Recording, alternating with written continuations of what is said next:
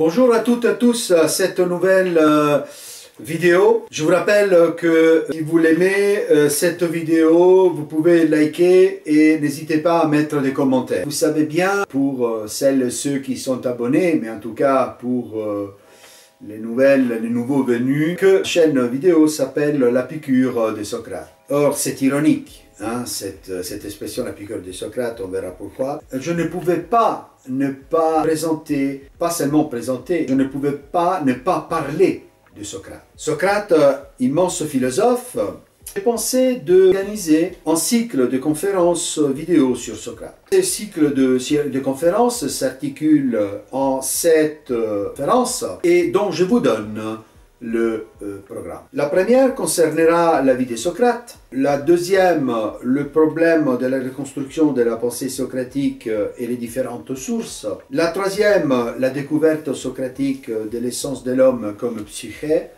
c'est-à-dire comme âme, la quatrième concerne l'éthique socratique et son message de fondamentale importance, la cinquième, ce qu'on appelle la théologie socratique, eh bien, il existe, oui, aussi une théologie socratique. La sixième, la dialectique, la maïeutique et l'ironie de Socrate. Et puis, la septième concernera donc la conclusion qui portera sur la signification et sur l'importance de la pensée et de la philosophie de Socrate. Bien, ceci étant dit, nous allons parler donc de Socrate. Vous savez, Socrate a réellement existé, il n'a rien écrit. Donc souvent, comme nous verrons, il a été rapproché à la figure au personnage historique de Jésus qui n'a rien écrit. On verra cela. Alors, qu'est-ce que nous connaissons de Socrate? Alors déjà, il n'a rien écrit. Nous connaissons Socrate, nous le connaissons par deux sources assez variées, dont la plus connue, évidemment, est la source platonicienne, c'est-à-dire Platon. Les dates de naissance et de mort sont 470 avant Jésus-Christ ou 469. Donc on n'est pas trop sûr au niveau des sources actuellement disponibles. On n'a pas de certitude sur l'année précise de la naissance de Socrate. Aux environs de 470 ou 469 avant Jésus-Christ. Et il est mort, la date est certaine, en 399 avant Jésus-Christ, puisqu'en 399, il a été donc condamné à mort par le tribunal d'Athènes. Donc nous connaissons avec certitude la date de la mort de Socrate et avec moins de certitude la date de naissance de cet immense philosophe. Nous connaissons cette date de la mort, comme je disais tout à l'heure, qui est advenue en 399 avant Jésus-Christ. Suite à une condamnation, Socrate fut accusé de ne pas croire au dieu de la cité, donc de la cité-État, de la polis athénienne. Et en plus, il fut accusé de corrompre la jeunesse avec ses doctrines. Donc avec ce qu'il sait. Il ne prêchait pas parce qu'il n'était pas un personnage religieux, mais il était philosophe. Donc on parle de doctrine. Disons que derrière, comme ça, les scénarios, métaphoriquement parlant, qui se cachaient derrière cette condamnation injuste, comme Platon aussi le dira, condamnation injuste, absolument injuste, très injuste de Socrate, se cachait, on peut dire comme ça, des intérêts politiques hostiles à Socrate même, et aussi, disons, une hostilité vis-à-vis de la doctrine socratique, de ce que Socrate disait. Platon explique tout ça d'une façon excellente, dans son très célèbre dialogue, l'apologie de Socrate. Platon, élève de Socrate, même, immense philosophe, géant de la philosophie grecque, avec Aristote et bien d'autres, comme j'ai déjà dit plusieurs fois dans les vidéos précédentes. Après Platon, Socrate, au moment de sa mort, était âgé d'environ 70 ans. Donc c'est de là que nous, en fait nous, les spécialistes et donc les savants, les spécialistes de l'histoire, les historiens de la philosophie ont déduit qu'il est né Socrate en 470-469 avant Jésus. Le père de Socrate semble qu'il était sculpteur. Sa mère, Phénarète, était une sage-femme.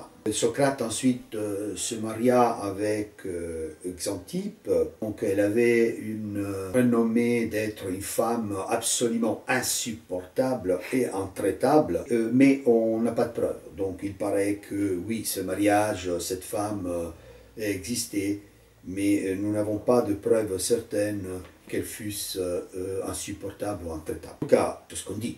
Apparemment. Donc Antisthène, le philosophe Antisthène, nous donne cette information sur la femme de Socrate qui est définie par lui comme la femme la plus embêtante existante donc, sur la Terre. C'est intéressant à savoir. Il faut dire aussi qu'Antisthène était l'un des plus importants, les fondateurs de ce qu'on appelle le cynisme, donc les cyniques, ces mouvements philosophiques dont nous ne parlons pas aujourd'hui. Il faut savoir que les cyniques étaient hostiles au mariage, donc là le témoignage d'Antisthène n'est pas à prendre au pied de la lettre, bien évidemment pour les raisons que vous comprenez bien. Au moment de sa mort, il semble que Socrate avait donc 2 enfants qui étaient encore jeunes et donc et encore un petit, donc un bébé, donc qui était le dernier arrivé dans ce monde, si on peut dire comme ça. Donc il se maria apparemment en âge déjà tardif, avancé. En fait, il faut dire que Socrate a exercé toute sa vie. Donc, en tant que philosophe, dans son métier, ce n'était pas un métier pour lui. Il ne se faisait pas payer, certainement pas. Il avait une formation de sophiste, mais il ne se faisait certainement pas payer comme, vous savez, les sophistes prétendaient donc en échange de leur enseignement philosophique, de l'enseignement de la rhétorique, les sophistes prétendaient donc un salaire. Socrate a toujours rejeté d'être payé suite à l'éducation philosophique, à ses enseignements, et il resta toute sa vie à Athènes. Et donc c'était un homme courageux, puisqu'il a été soldat, il a combattu, donc il a fait la guerre, quand Athènes était en guerre, il refusa de participer à la vie politique. Donc Socrate ne s'intéresse pas de la vie politique, il la prend en considération et il ne s'engagea jamais dans la vie politique.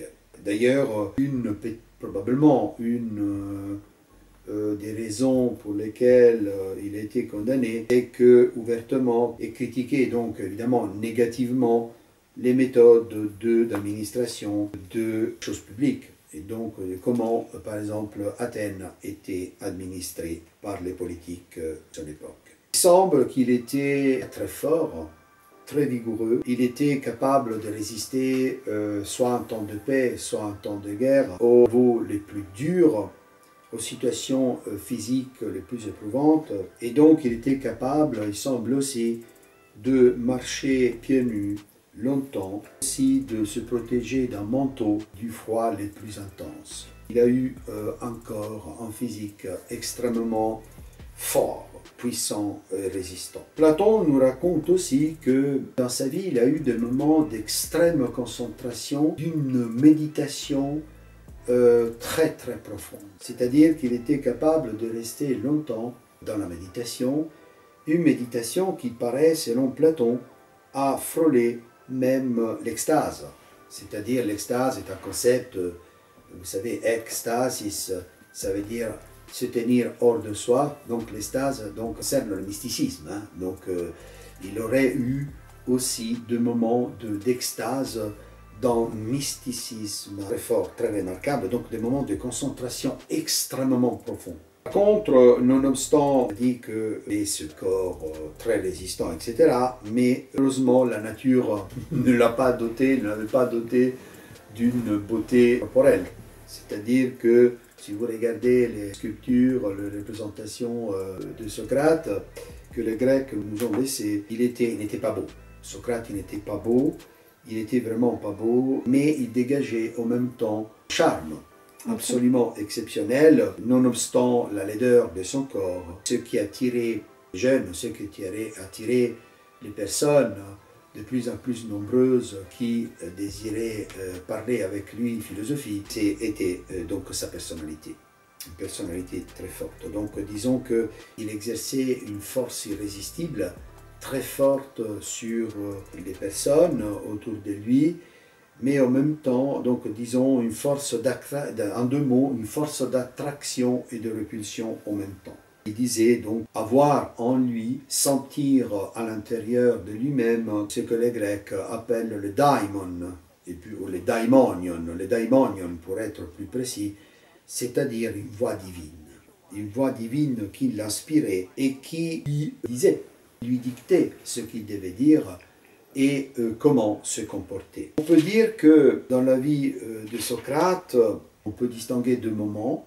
Le premier dans lequel Socrate participe à la culture philosophique présente à Athènes, donc Athènes, il ne bougea jamais d'Athènes, au débat philosophique, aux conversations, aux polémiques philosophiques, à la culture, donc en général la culture philosophique à Athènes. Donc il s'est occupé aussi de la philosophie de présocratique, donc des physicoi. Hein. Il y a une vidéo que j'ai faite sur cela, Héraclite, les physicoi, donc les présocratiques, c'est-à-dire les philosophes, les scientifiques de la nature, donc physicoi, donc les physiciens, si on peut dire comme ça, ceux qui étudient, physis en grec ça veut dire nature, donc ceux qui ont étudié la physique et qui ont donné des explications scientifiques, c'est-à-dire mathématiques par rapport aux connaissances mathématiques de l'époque, bien évidemment, mais aussi une signification philosophique. Aussi, le fait qu'il était formé donc, par les sophistes, donc on verra la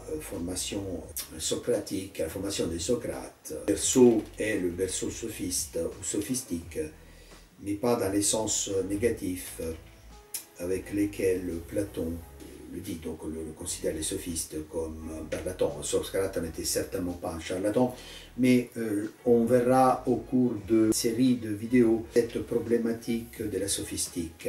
Voilà, donc de la vie de Socrate, nous ne savons pas beaucoup. Il est cité plusieurs fois et même mentionné plusieurs fois par le plus grand écrivain grec de comédie, Aristophane, qui donc se moque de Socrate, qui est un antisocratique, c'est-à-dire c'est quelqu'un qui s'oppose à la philosophie de Socrate, et donc on le verra au fur et à mesure qu'on avance. Donc sur la vie de Socrate, on peut dire cela, il n'y a pas énormément à dire. Nous avons, puisqu'il n'a rien écrit, Socrate illustré, expliqué, présenté par Platon. Nous avons donc un Socrate platonicien.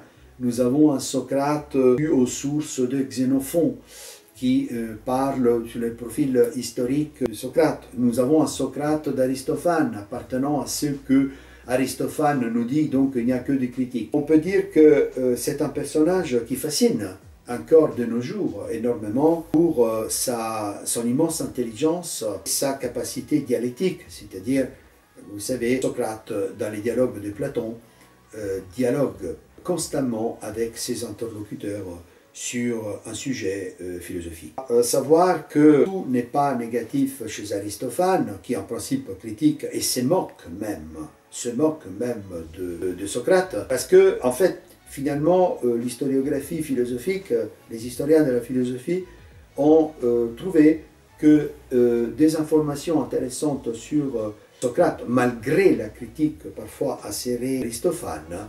Aristophane, en fait, on veut dire que c'est important aussi comme source pour avoir des informations sur la philosophie, sur la personnalité, sur la façon de parler, de s'exprimer de Socrate. J'arrête là. Nous passerons à la vidéo suivante, le programme de la reconstruction de la pensée socratique et les différentes sources. Merci et à la prochaine vidéo.